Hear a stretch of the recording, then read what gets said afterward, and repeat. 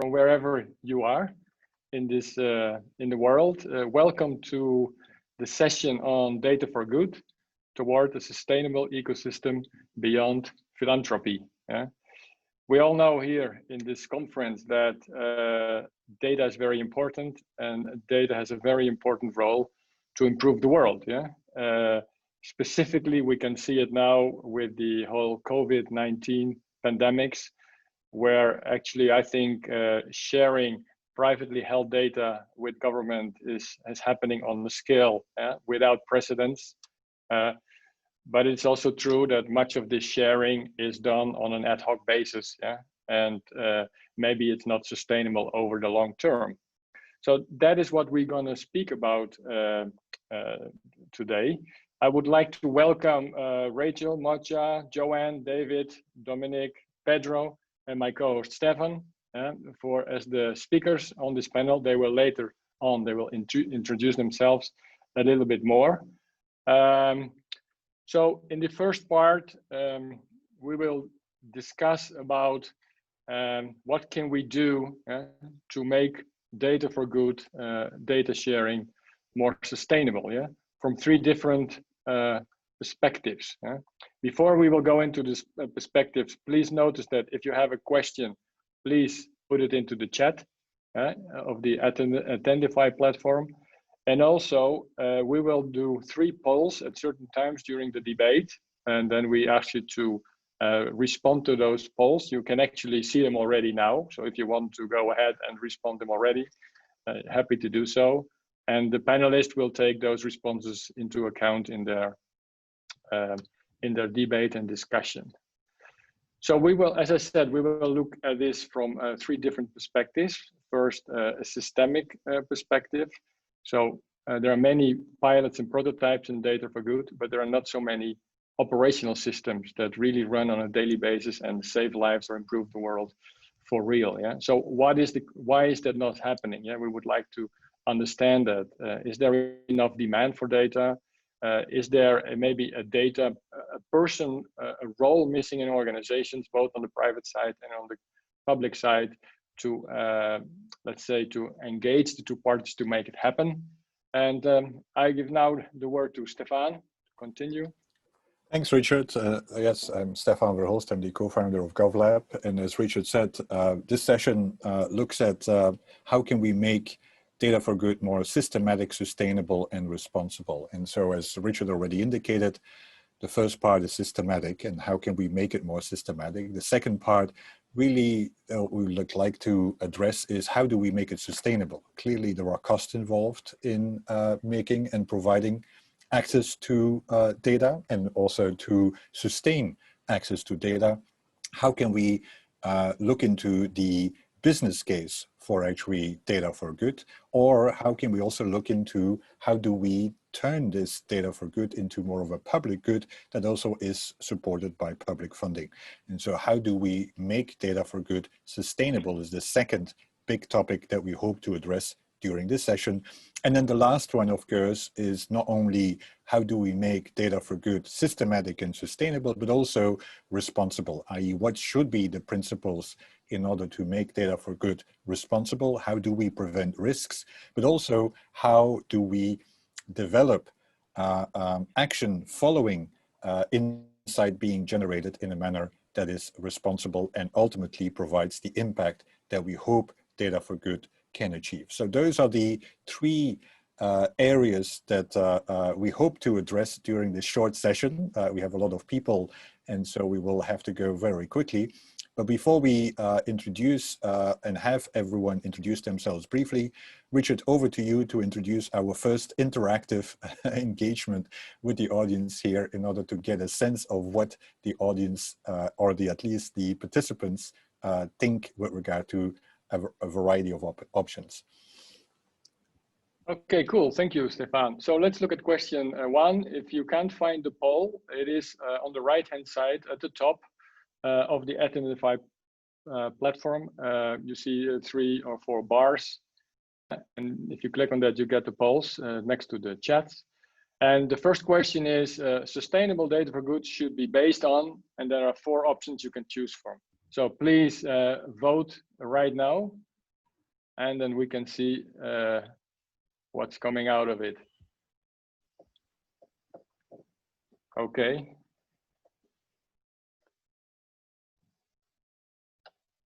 Interesting outcome so far. The majority says a combination of the three, regulation, commercial, and philanthropy. Slightly also more regulation than commercial and philanthropy. Okay, so this is interesting. Before continuing now, I would like to give each of the speakers about 1 or 1.5 minutes to introduce themselves. By the way, I am Richard Benjamins. I'm working at Telefonica as the Chief AI and Data Strategist. Now I'll give the word first to Rachel. Hello, everyone. My name is Rachel, and I'm Program Director at the Digital Impact Alliance, leading our data portfolio work in Africa. Thank you.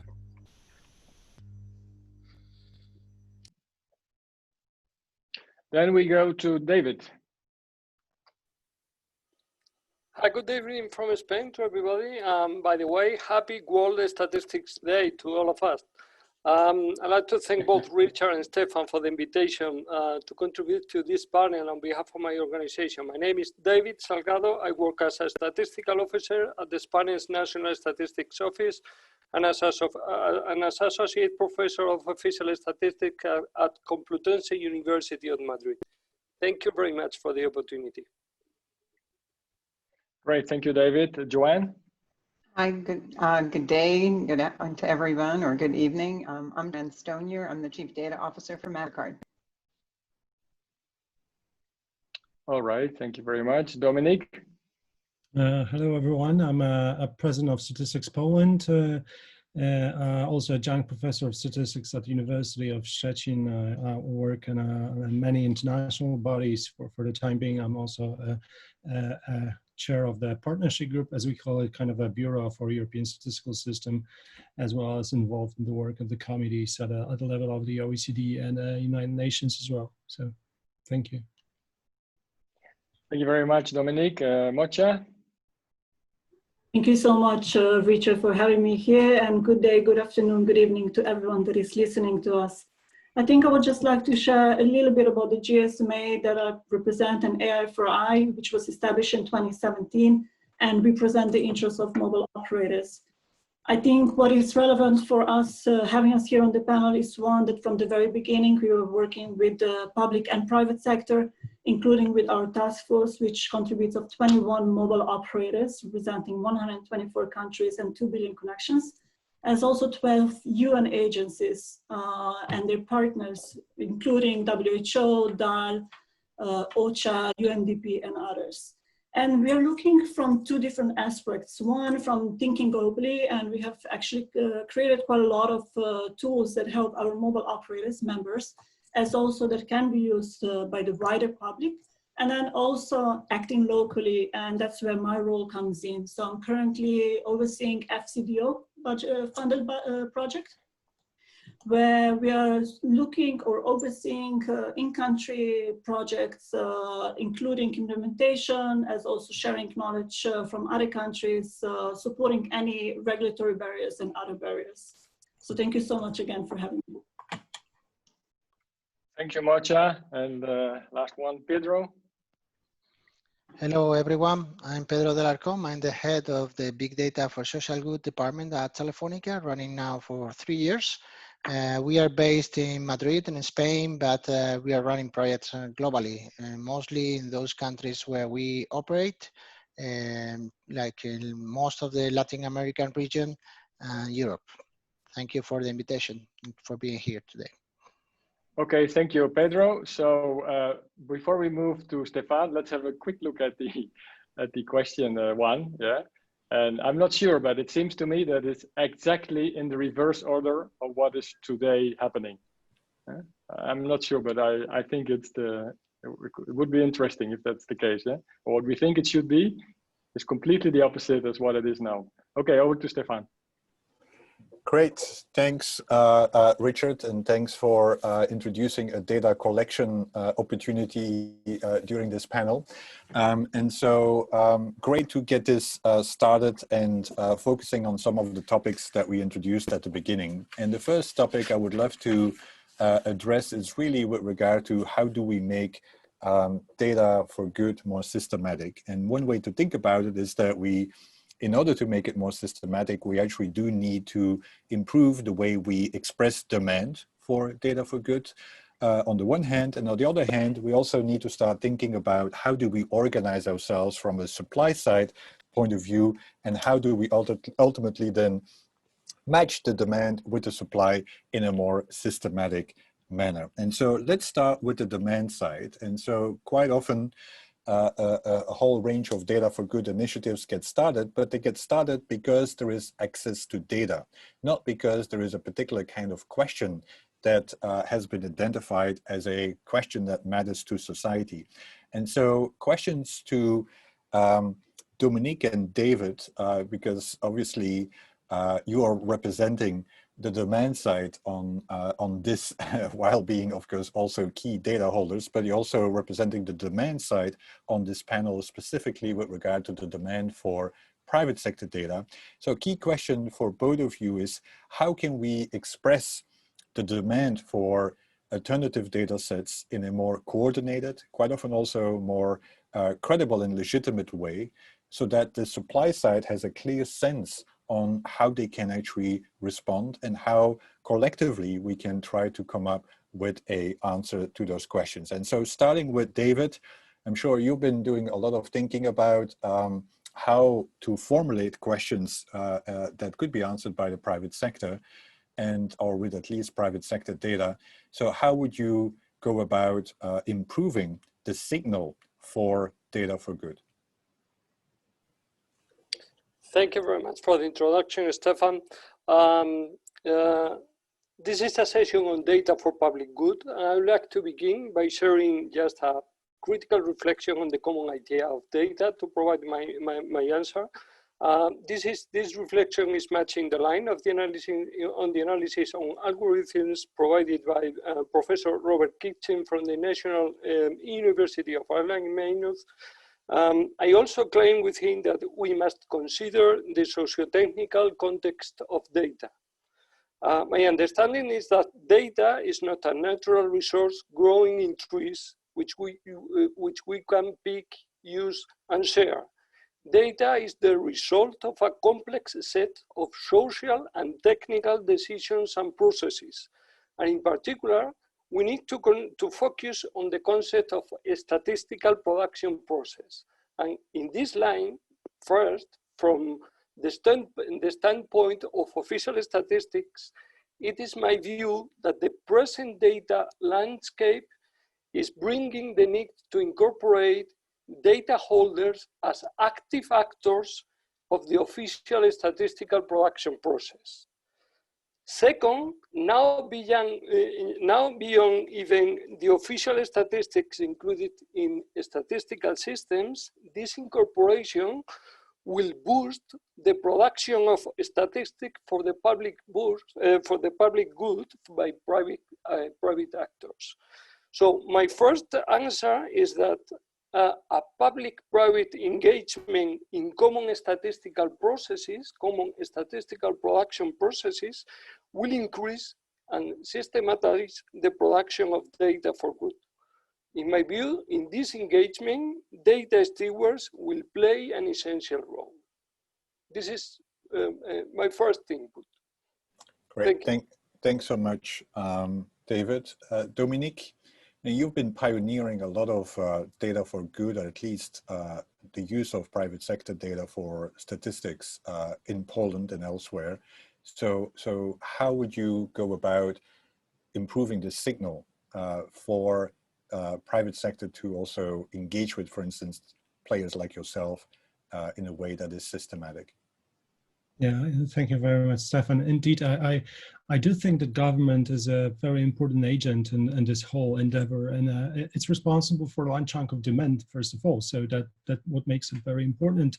And the problem that raises is that coordination across government. And I'm well known for a very strong opinion about that. And believe me, if there has to be someone responsible on the side of the government for spurring this demand and for kind of like flourishing the growth of the data ecosystem, that should be Statistical Office for many reasons. First of all, Statistical Office have a strong tradition and experience in terms of defining what a public good is. And indeed, our systems are created in a way that is very inclusive to all different, stakeholders like academia, NGOs.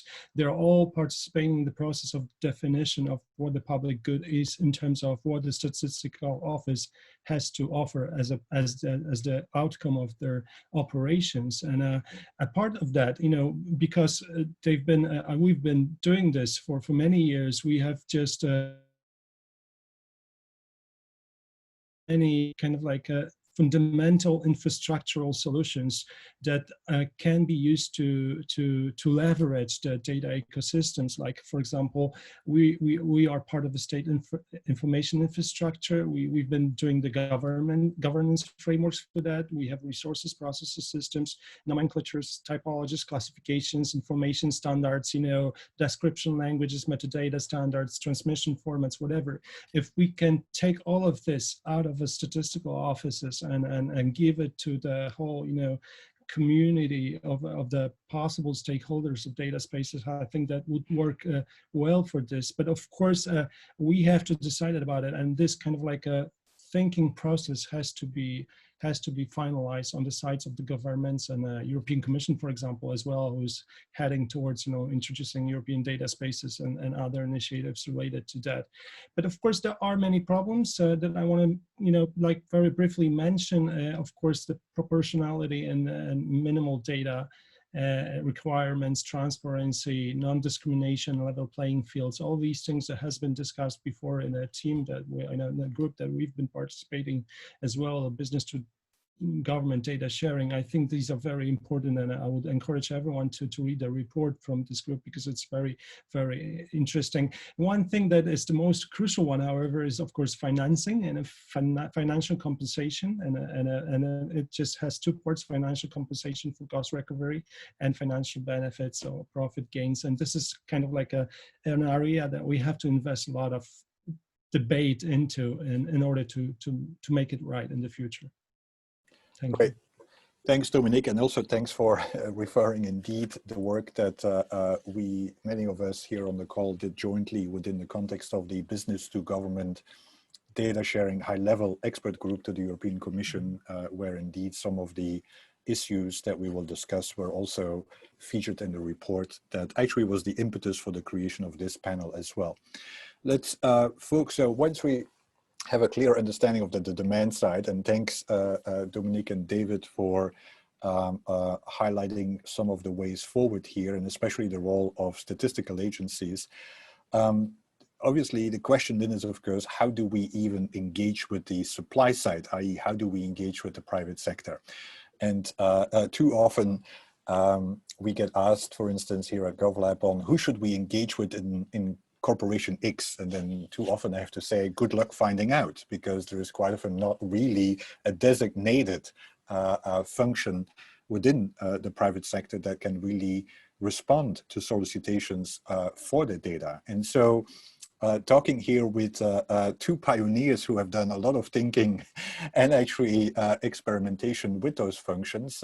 We have Joanne from Mastercard and Pedro from Telefonica. And so Joanne, I would love to get your sense and especially also experience with regard to how the private sector can organize themselves in order to respond to, for instance, solicitations and become a data steward that, for instance, can engage with statistical agencies, as David and Dominique have alluded to.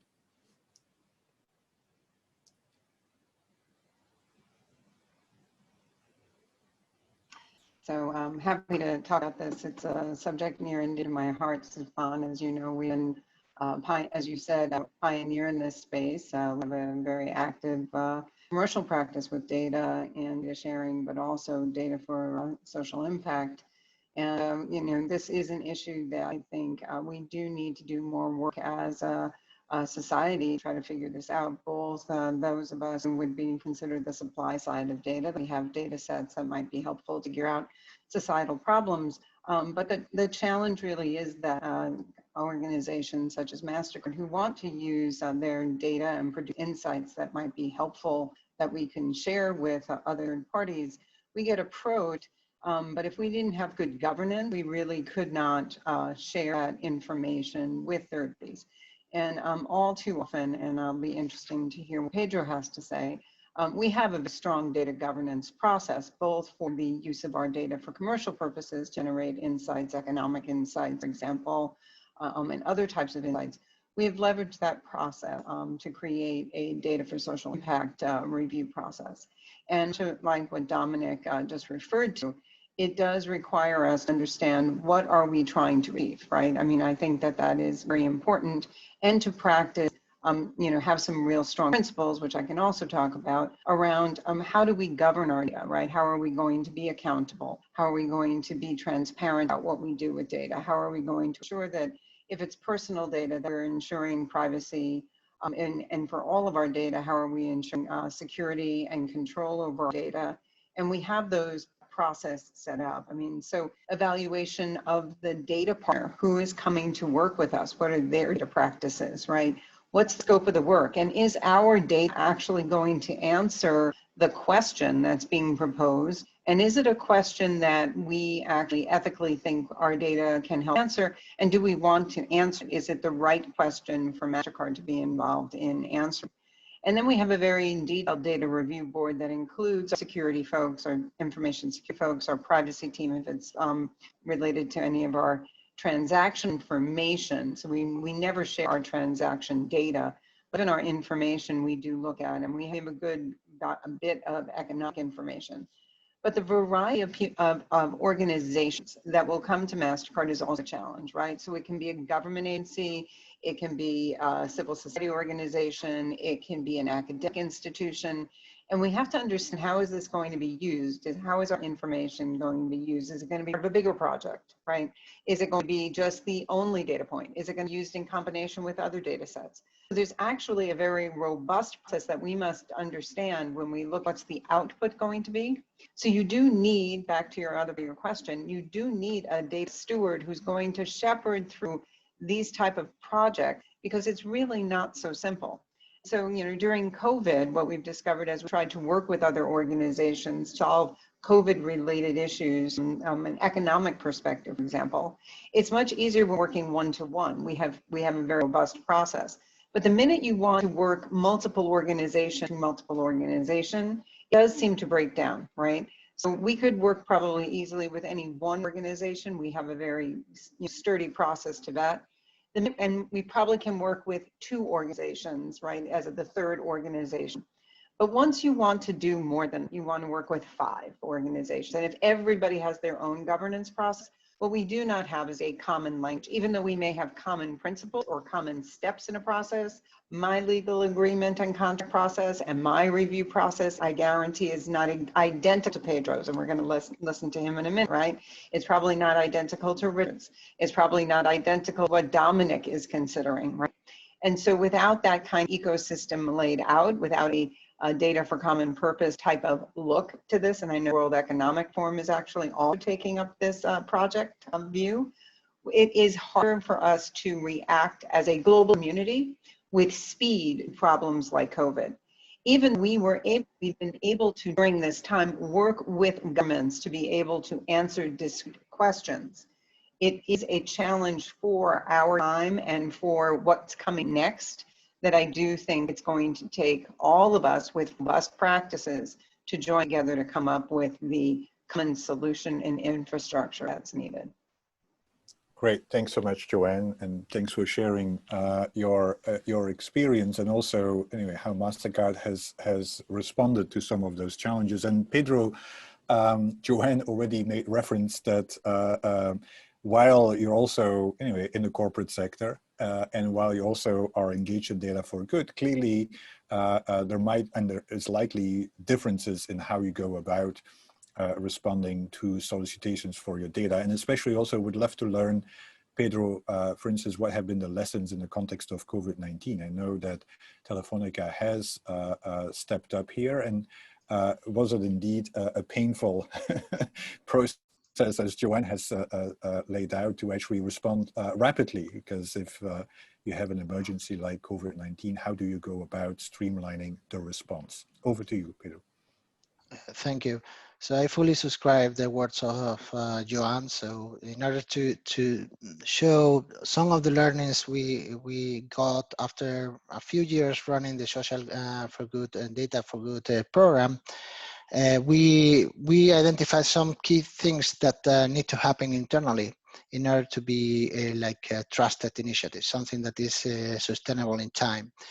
The first, obviously, it has to be a top-down initiative. It needs to come from the strategic view of the company and not from the opportunistic standpoint. With COVID-19, we've seen many companies, which is good, jump into the arena of donating data, but in many cases, we suspect that this is going to be just because this is a global problem. My major concern that could be good and is good to position the brands. This is good. I wish this could be maintained for a longer time, but in order to do it rapidly and to have like a warning system after the one, for example, in the Pacific Ocean after the tsunami, you need to have this as a strategic asset within the company. So that is important. It was also important to define what is data for good. This is a nice title, or AI for good, but what is it about? Is it about creating one-off data sets, sharing it with others, or is it about sharing aggregated indicators, or creating tools for, like Facebook does, for example, with the disaster maps? So that is very important, because defining what we are doing, it influences both the business models and the demand side. So that is an ongoing discussion in the company, no matter how many years we are running the projects. And also, we need to understand how these initiatives relate with the demand side or the outer ecosystems that are being created related to data for good. For example, we have the option to join existing consortiums or data sharing spaces, like the one created by the World Bank or the IDP. But also we have an alternative, which is building one-to-one alliances or partnering directly with people who are very specifically interested in one kind of data set. Perhaps this is more, this is faster and could be more impact-driven, but less scalable in time. So that is an ongoing discussion internally, and it's important in order to position certain data for good within the company.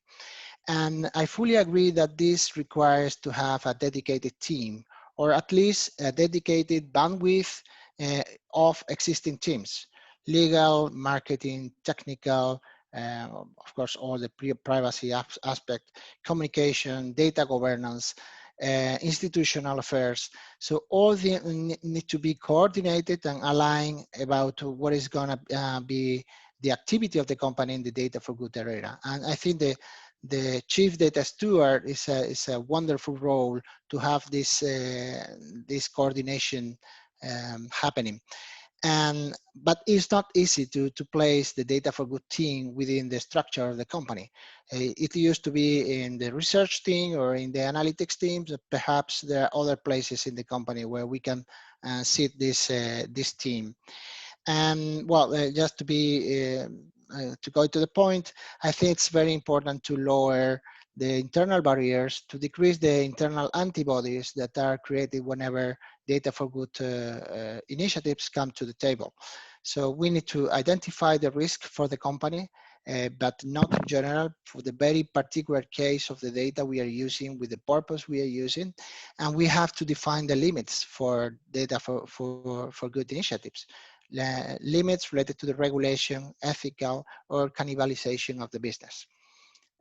I could be talking a few things more, but I think it's too much. Well, I would love you to spend more time with everyone, because you all have so much to contribute here. But thanks so much, Pedro, for that. And it really complements and supports what was also referenced to Joanne, is that, and also by Dominique and David, that this is a very worthwhile effort, but it's not easy. And we need to really start thinking about how do we lower transaction costs in order to really make this more systematic and sustainable. And so that's over then to Rachel and Moika, who will have all the answers to all the questions that were thrown up here. Meaning Stefan, first. Oh yes, so sorry, I already failed to be interactive with the participants, but yes, thanks, Richard. There is a second poll which tries to understand what you all are thinking with regard to the main barriers to go beyond pilots and prototypes. And I think Pedro and Joanne have already listed a few there. But we, anyway, suggested that you can choose between three. One is lack of digital maturity within the public administration, privacy and reputational risk, lack of incentives for companies, or all of them or other. These are the four options, and so feel free to vote and submit your opinion. And then, Richard, perhaps after this question, you can reflect on what the answers were so that people have some time to vote. But going to Rachel and Moika, we've heard, as I said, this is not easy to do. So how can we deal with some of those transaction costs, and what are the lessons learned from your work in order to make this more systematic and deal with the pain on both sides quite often of the equation? Rachel. Thank you, Stefan. So I'll speak from my experience in deploying data for development or data for good initiatives on the African continent. Some of what we're learning as the barriers towards, attaining scale of these data for good prototypes is the lack of integrating, replicability in the initial design of these data for good initiatives. I mean, if a data for good initiative is answering questions around education, for example, helping a government understand where they should be placing new schools or where they should be placing new water points, then it should be able to be replicated across other sectors, maybe to answer a question on health or a question in agriculture. But often we see that there's very siloed investment into these data for good initiatives. They are only perhaps saving one particular sector.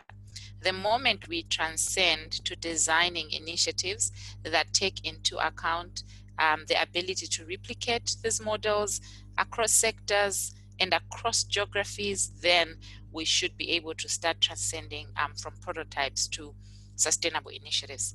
The second thing is to also consider the aspect of making data for good tools open, interoperable, and replicable, so that we can attain scale and move beyond prototypes. That way, if there's an initiative or a tool that has been used in country X, it becomes much easier to replicate it. Even within a particular jurisdiction, it becomes easier to make the systems or the data for good tools that are interoperable to be replicated across other sectors. Lastly, I also wanted to mention the aspect of enhancing sector-wide engagement.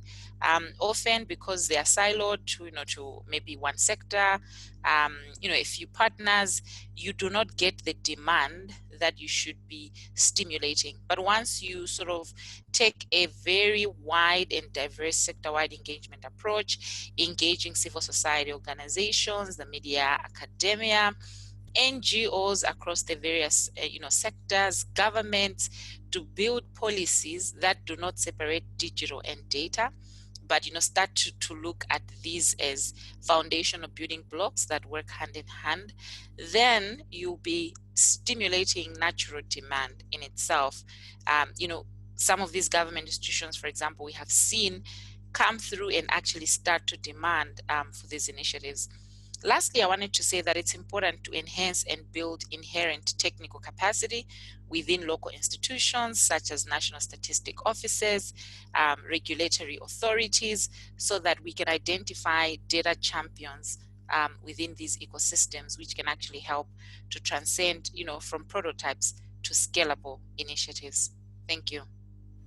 Great, thanks so much, Rachel. That's a pretty substantial agenda there to address. And Moika, Any reactions to what Rachel listed? And also, I'm sure GSMA has tried to address some of those already. And so what are the lessons learned with regard to making progress to make data for good more systematic? Thank you so much, Stefan. Yes, I actually been working in this area of trying to figure out how to go beyond the pilots for the past 10 years, previously in digital health and lately in mobile big data. I think all of the panelists before me actually mentioned quite a lot of things that are really important: public-private engagements, coordination, transparency, financial compensation, then also governance, privacy, and now replicability, etc. So I think what I'll try to do very briefly, although I can speak an hour about it, is the 6 steps that we are trying to follow right now in the in-country engagements that we're doing. Just mentioning the steps, but not going into details, is that 1, it's country landscape, within which we then also build up a very strong understanding of all of the stakeholders, as for example, Rachel mentioned, and then finalizing the first step with the partnership agreement, which we believe is super important. And secondly is the knowledge building and initial knowledge building, so that the government and the demand-side sector actually starts building up understanding of what, where, and how they can use small big data. And of course, you then connect this with the needs assessment. You only then go into the 3rd step, which is technical specifications, then into the 4th, which is implementation. And if you get these 4 right, then you increase the chance of actually going into adoption, which everybody is aiming toward. And then the final 6th one is the replication that Rachel just mentioned right now.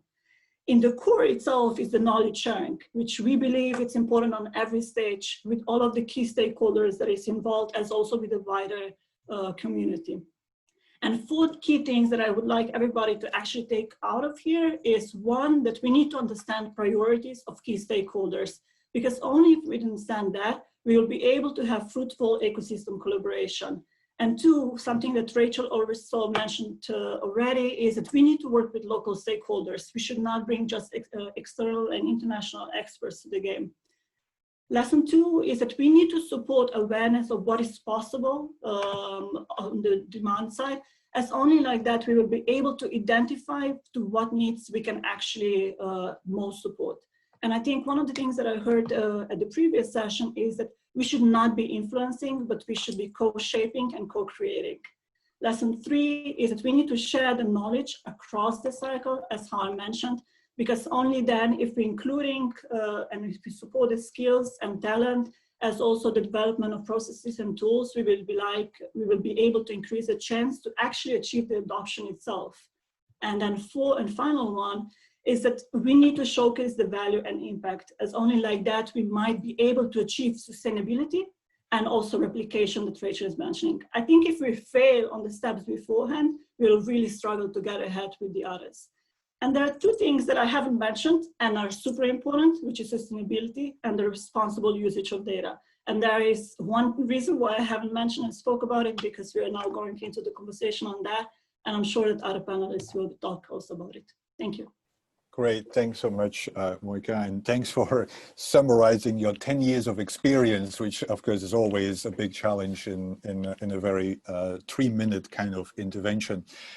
With that, as you said, let's go to the second round of questions. And Richard, perhaps before we go into the details, as a data scientist, you might want to analyze what the second poll has shown us. And also, before we go there, if anyone wants to pose questions to this distinguished panel, please put them in the chat of the Attendify platform so that we can address them after the second round of questions that Richard will lead. Over to you, Richard.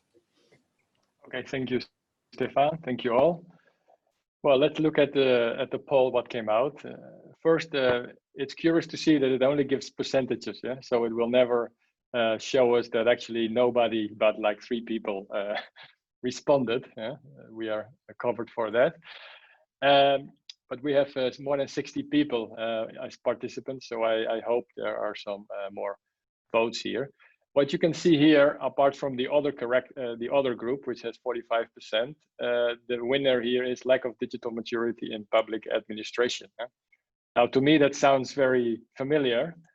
but I am also surprised to see that this is shared experience in the group. Privacy is only 10%. It is important, but indeed, it seems there are other and more important things before this. And then lack of incentive for companies, which we all take as one of the main issues here, is only 70%, even though in the other groups of 45%, that can be also this one, yeah? It can be all of them. So interesting, yeah? So now let's move on to this particular part, which is with Pedro and Joanne, is about the business case, yeah? So speaking about how to make this financially sustainable, all of those activities, how to go about it, yeah? So what is the best way? What are the lessons learned? Have you knowledge about any specific system that is actually sustainably running, yeah, already since years with data for good, with privately held data or used by a government, etc.? First over to you, Pedro. Thank you, Richard. So I think we acknowledge that without a fair and sustainable business case, it is very difficult to scale from pilots. So that is, I think, not so interesting anymore for many private companies. And the good news, I think, is that there is a lot of room for innovation here. I always eager to look at what other companies are doing around monetizing social good project, or at least covering cost of the projects. Is not an information that you can find easily. So obviously you need to go into the deeper details of the projects in order to find out how the project has been running for 10 years, for example.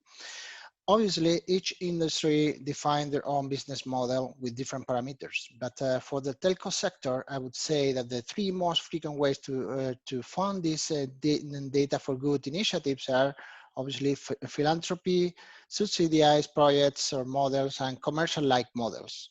To me, the most desirable way to do it is a pilot-free phase where we can demonstrate value and impact, followed by a paid contract or a commercial-like contract. And this is what we would like to implement, that in practice it is becoming very, very hard, very difficult. What is more practical, perhaps, is to approach first the business to government projects. So we approach, so traditionally, I think the telco sector has a low engagement with non-governmental demand-side agencies for different reasons. And we are, I think, more successful when we approach governments. So this is what the way, at least in Telefonica, that is being proved more successful to move from pilots to operational systems or to working services. But there are interesting questions that perhaps the other speakers could address, like, for example, how to define a fair pricing model. So pricing is always the question when we address, especially in low-income countries, what is the cost of not only the data, but all the platforms, all the assets that are required in order to provide this data stream. So there is no clear answer to that, even within the same sector. So if you go to another telco company and you ask for the price of this of the same project, probably you will get a very different price. And just to finish, I think there are three variables important to consider. Our use case, or the use case we are implementing, are very dependent on the region. So it's not the same, the priorities in developing countries than developed countries. Perhaps COVID-19 is an exception. There is a global awareness, but that is very different. I think the use case is critical in order to focus on what is commercially viable or not, and also to understand what are the potential clients. It could make a completely non-viable project just to consider the wrong target audience or the wrong target client. So those are the main parameters we talk on, we define in order to create the business models. Thank you very much, Pedro. indeed very interesting. If you look at the report that Dominic mentioned and Stefan as well from the business to government data sharing expert group, actually the report mentions in an illustration, as an illustration, kind of 4 different models. Yeah, that goes from, there's 2 dimensions. One is the free or mandatory dimension, and then there is the pricing dimension, which can be, I mean, voluntary, mandatory, and the pricing dimension, which goes from free to full commercial rate, but in between it's cost recovery, and it is also reasonable, yeah, a reasonable return. It's not, there's no decision, nobody knows the answer. What is interesting to see is that in the whole COVID crisis, all data sharing is currently happening, as I said, on a pro bono basis. And I'm curious because everybody thought this would be over in a few months, but it's now already half a year and people are saying it's going to take even more. Yeah. So we are doing that with 14 operators with the European Commission, sharing data every single day. And the only thing we hope is that the European Commission makes good use of that, yeah, to save our lives and not avoid killing our economies. Joanne, please, your view on this. Yeah, no, I think it's always a really interesting question. I think oftentimes it's posed as either or, and at Mastercard, we really don't take this whole idea of data for good, which was a term that we used early on. We really talk about our social impact business now, as opposed to just data for social good, right? Which is one element of data for social impact, because now we have broadened our thinking as we've been doing this over time, right? So when you think about our commercial business, our social impact business, right? I agree with a lot of what Joe is saying. We put into probably 3 pieces of work. One is truly what we call kind of philanthropic endeavors, right? Where it aligns very well with our company's values, right? Which is doing well, doing good, right? We want our legacy on this planet for us to all be decent people, to have positive impact in the world.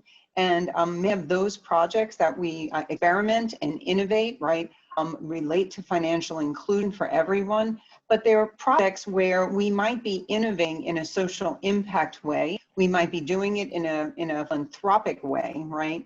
Nevertheless, what we innovate might also have commercial applicability as well, right? In our social impact space, though, we also do public-private partnerships, right? So Pedro was talking about that. We might work with a civil society organization and a government agency to solve a societal gap, right? Whether that's in a healthcare context, right? A agricultural context, a financial context, right? Where payments is part of that ecosystem, we can provide a service as part of a collaborative, if you will. And then, of course, there's also the direct-to-government type of solutions that we also can offer. And within those discrete lines within our social impact business, we are constantly innovating, and we rotate our employees often between our social impact projects and our commercial projects, because what we're finding is the skill sets, whether it's defining use cases for our data, you're creating analytics, you're creating solutions, there's natural flow, if you will, on the innovation side, where you can oftentimes find a solution that works in a social impact setting, depending upon the market, to what Pedro is saying, that may also work in a commercial context, and vice versa. Somebody has worked on something in a commercial context and then says, aha, this project, this solution might also work in a social impact context, right? We also partner with academic institutions. We have data fellows, right? These are researchers of great renown that come to Mastercard and work with us for a period of years to actually do research on different ideas to see, can they become a social impact solution, but they may also become a commercial solution, right? So we're trying to make it a little bit more fluid, and we encourage other companies to think about it this way, because from Mastercard's perspective, right, our goal means to have safe, simple, and smart payments across the globe, right? That enable the global economy as it continues to evolve, no matter what is happening, COVID or no COVID. whether it's this moment in time or the next moment in time. Well, that means we want the whole world to participate in that, right? Whether it is markets that are emerging, markets that are behind, or markets that are kind of leading the way. And we want to be part of those solutions. The solutions have to work for everybody. As we've been trying to solve for COVID, we recognize that so many, solutions are centered on these type of devices, right? Well, we know that not everybody in the globe has this device available to them. So how do we innovate that the solution can also work for a less digital society among us as we try to offer solutions, right? So we try to innovate for both. So we actually think we are better innovators with data when we do both these things. Now, not every company, I will also agree, it does require investment. We believe we get that investment back when we are looking through the lens both ways, because we have seen, and we've been at it for over 5 years, right? We do believe that the use of data, the insights that are generated, whether it starts as a data for social impact project or a commercial project, there's actually a crossover effect that allows for innovation in a very, very positive way. Thank you so much, Joanne. Really interesting. I think it's like the next step, yeah? So you start with data for good, and then you move into more we had social them very business. parallel, right? We had them very parallel, and then as we realized, wait, they work this way too, Yeah, so it seems like to me, bye-bye social good, welcome social business. All right, now that we spoke about the kind of business case for data for good, now we move over to Dominique, Rachel, and Mocha to speak about how to fund data for good initiatives. Dominique, over to you. Thank you, Richard. So I'd like to start with commenting a little bit the polls results. These are to me showing that these are not easy issues, and most of the respondents showed up that there's we require coordinated actions across different domains. So, for example, we can believe that a public administration is not well prepared technically. But then on the other side, the people, just express their view that it's not enough. It's not just the sole problem. There are so many of these problems that has to be solved. And I can tell from my side that lack of digital maturity in public administration, as far as I challenge it as well within my office, and we're trying to cope with the new technologies and so on, with the limited budgets and many other barriers, and then this is one issue. But the other issue is also the engagement of the business sector. And on the other hand, I can give you a simple example. Business side of the story risks strong political trends to take the lead in the discourse. As for example, the telecom operators are paying billions to use for the right to use some radio frequencies, and they may be equally well required to give mandatory access to the data. I don't think that this is kind of an extreme solution that any of the sites needs, because this is actually no solution to anything. We should not try to do it this way and to roll it by hand. And then for this, we need some kind of like a very good governance system, and as well as some kind of like a fundamental ways on how to finance these initiatives. And I agree with others that there's a lot of things to cope with. We have to make it somehow attractive to the stakeholders so it can flourish without any kind of like rule of hand. And financing of these initiatives is especially necessary at the initial stage of development, but not some kind of like general financing, because nowadays everybody claims they do something about data. It has to be designed exactly using the language that we use during this meeting. I know, using these terms, using this kind of sphere of terminology, so that we can precisely address the crucial challenges and try to cope with them with those initial project finance that will hopefully ignite the whole data ecosystem and the usage of data. And I would like to mention something that I give a lot of I have a lot of hope for regarding this initiative. There is a European data strategy that was put forward in February this year by European Commission. It has a couple of initiatives, among them high value data set initiative and common European data spaces. And common European data spaces is just like a brand new name for kind of these new data ecosystems that we are talking here, I guess. And it has to be, it's planned to be kind of like a set of rules of legislative, administrative, and contractual nature that will determine the right to access and processing the data. And of course, will be composed as well out of a secure IT environment that will facilitate it. The data are going to be made available on voluntary basis or for remuneration. It's going to be decided by those who serve the data.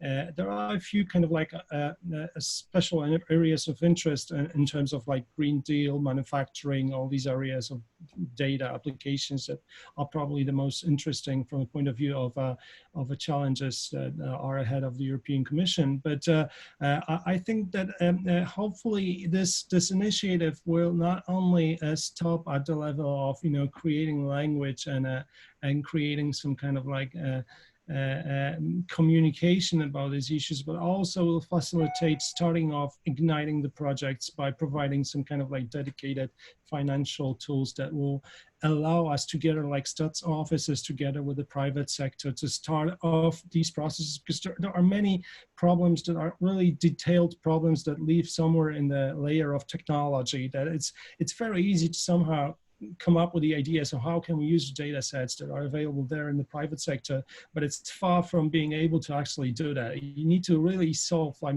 technical, very detailed problems in order to cope with the whole process and to design it from scratch, because we are at the beginning of the stage. There are some initial examples of offices doing it in isolation, but there's a long way ahead in terms of like harmonizing the approaches, harmonizing the technologies, and making it all more easy and accessible to others in order to facilitate the growth.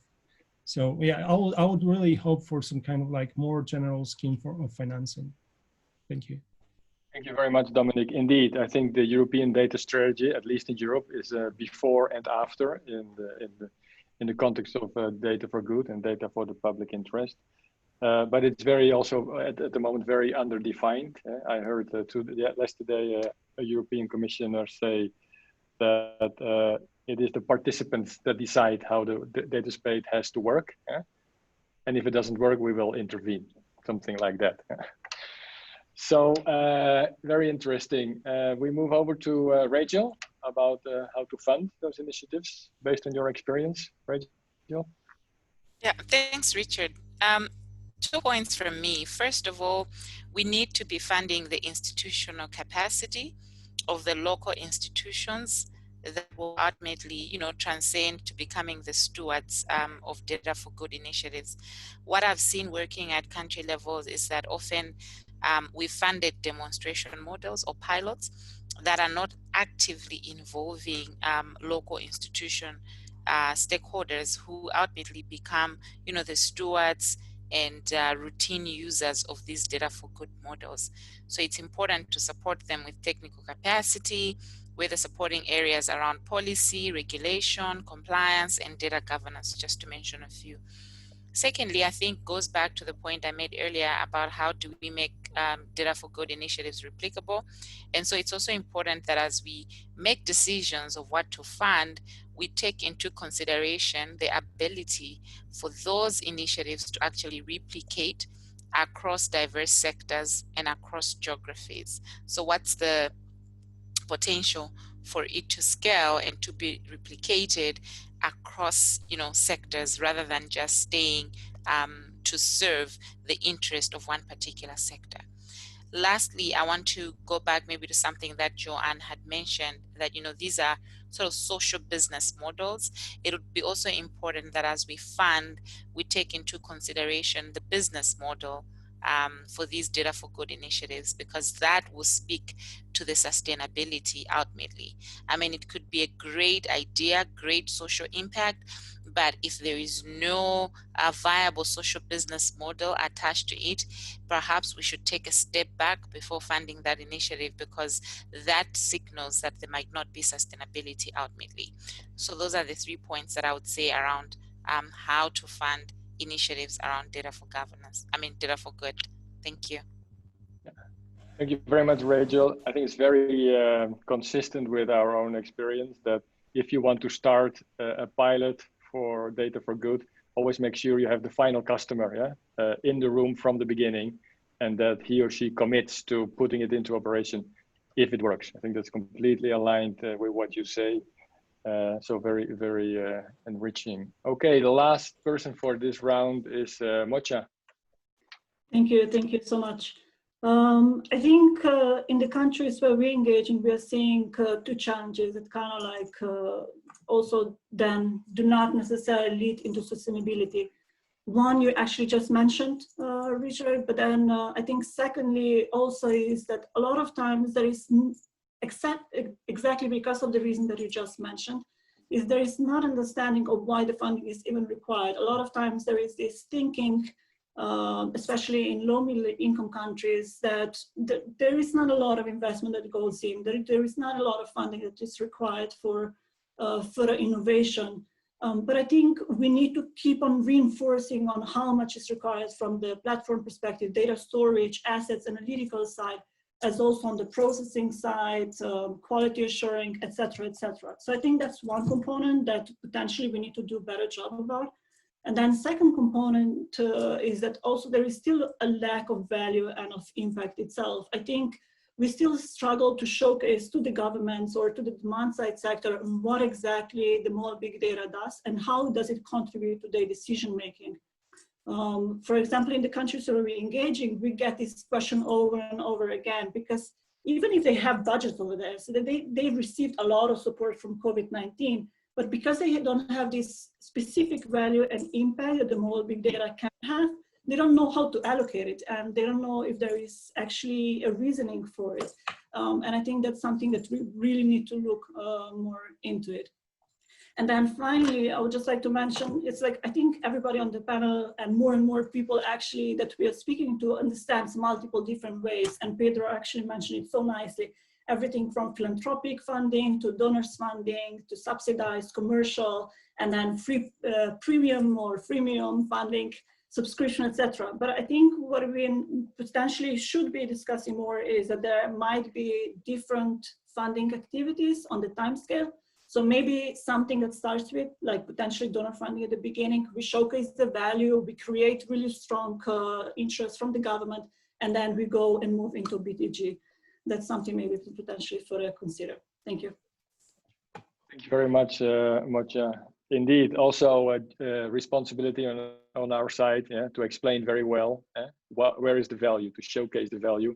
Indeed, it's very hard to come up with economic figures of what really the impact is of data for good initiatives.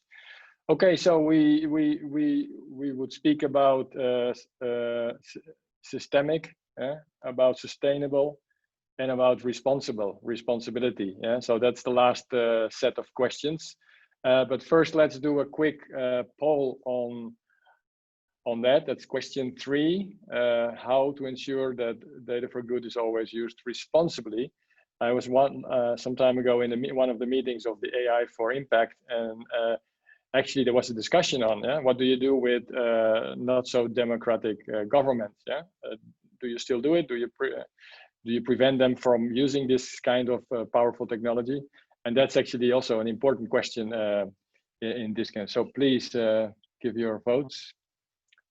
And then we can comment on later. Then now we move on to this question. So what do we need to make this responsible? Do we need some kind of principles to guide, or what's your view on that, David? Yes, thank you. As a statistical officer, I'm kind of I feel a kind of a strike or surprise when I talk or when I hear about the possibility of producing statistics or producing some kind of managing or managing data without any kind of principles. I mean, for me, clearly, this is absolutely necessary. In the context of the European statistical system, for example, I can mention that in our daily work, we are strongly ruled by not only principles, but also by legal regulations. I can mention the United Nations Fundamental Principles of Official Statistics, the OECD recommendations on good statistical practice, the European Statistical System and Quality Assurance Framework, or the European Statistical Code of Practice. Not to mention some more recent initiatives to provide some principles on access to privately held data. So in my context, we work every day fulfilling a set of international accepted concepts. And these concepts are useful. Let me just also mention, to illustrate this, a few characteristics of the kind of things that we do in the statistical office and are strongly affected by these principles and these legal regulations. In the statistical offices, we do not aim at reusing data for statistical purposes. Our primary goal is already the production of statistical outputs for decision-making and policy-making, and all our staff is strongly committed and oriented towards this goal. Our statistical office bears a specific consideration in the law by enjoying an explicit legal support to request data to statistical units, such as enterprises, citizens, and households. And even in some countries, like in Spain, we receive the legal support to fine data holders if they do not provide the requested data on time and due formats. Moreover, even all traditional data collected and processed by statistical offices are already identified personal data, so that we have a long, even centennial tradition in successfully managing sensitive information under a strict control of disclosure risk. So in my view, all the principles that we follow, all the principles that we comply, have shown that are completely meaningful and completely useful for producing official statistics, for producing data for good. So why not other statistical producers or any other data holder or data provider can also have an inspiration of this kind of principles and regulations to provide their outputs. Indeed, for me, the question would be more not about adopting a set of data responsibility principles, but even to identify which set of principles need to be promoted to legal regulations. Thank you. Okay, thank you very much, David. I think we have only a few minutes left, like 7 or so. So I would ask Joanne and Mocha to give a very quick response. Sure. So we think principles are really important at Mastercard. We have our data responsibility principles that ground all of our data activities at Mastercard, because we do think that it's part of our governance process. And that includes both our commercial actions as well as our data for good.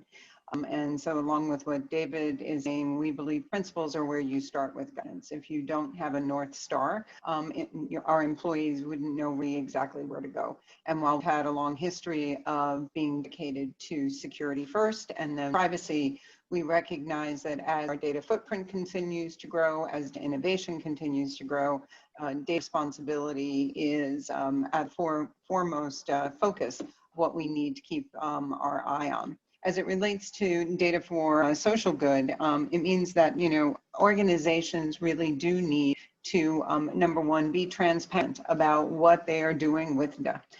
Even in this time of COVID, right? We have seen so many organizations want to spring into action to use their data to assist in handling, navigating, solving the global crises that have sprung from this pandemic event. A health crisis, we have an economic crisis, and we have social crises, all being navigated at the same time. And we agree that data is going to be super important to solving that. but how organizations approach that use, right? And we talked on this panel about the need for governance. Well, how you start governance is by understanding how an organization ethically comes to the use of that data, and how do you start with a point of view. Our point of view starts with the individuals that have trusted us with their data. We're stewards of their data, right? And we always start with the fact that most of our data starts with some individual swiping, tapping, using their phone. And even though our data is de-identified, anonymized, pseudonymized, depending upon the definition, right? It's still at core, we want to respect individuals and make sure they understand what we are doing. They own their data, they control their data, they should benefit from how we use it. And of course, they have the right to privacy and security. We should provide security, privacy. We should be accountable for the use. We should be transparent. We should give them controls over their data. We should explain how we are innovating with data, right? We should have integrity in our practices, especially, and we have no time to talk about this today, especially as it relates to artificial intelligence, machine learning, advanced analytics, issue bias. Again, we have no time today to talk about, but these are all seminal issues that organizations need to have principles around. How are they thinking through issues of data quality, data sources, data lineage, bias in their analytics, right? How they're monitoring their artificial intelligence in these early days when the machines are beginning to learn, right? As well as the outputs, and are we really understanding how information is going to be used? While all of that's true in a commercial context, and we've talked about data sharing today, all of that principle must be written to address that. And the more individuals inside organizations that want to do the right thing in a data for good context understand that, the better our outcomes as a global community will be, as data partners will be, as individual organizations will be, and the better the world we build based on data will be. Okay, thank you, Joanne. Mocha, 30 seconds for you, and then I'll give Thank you so much. So maybe just to mention it, that at the beginning of the pandemic, the GSMA published COVID-19 privacy guidelines. So maybe just an invitation to everyone to actually have a look at the guidelines, and you'll be able to see quite a lot of aspects that the GSMA is trying to work toward, together with operators, as also in the countries where we're engaging. Maybe just to stress a couple of things is, one, that the GSMA has or is emphasizing the use of aggregated and anonymized data sets. Two is that it's really important that from the very beginning, we need to define how the data analysis is going to be used so that we can test with much greater confidence whether there is a risk of harming re-identification, and also to see if there is obvious any secondary consequences like biases. Three is follow privacy by design, and four, do not forget security and access to data and analysis. And we go into more depth in the document itself. So again, I guess just try to invite everyone to have a look at it. Thank you. Thank you very much, Mocha. I think we're almost done. Stefan, I'll give it over to you. First, there's maybe one question we can deal with. Thanks, Richard. Yeah, and we're running out of time, and we have one question also from the public or the participants here, which is a question embedded in a sense of impatience and frustration.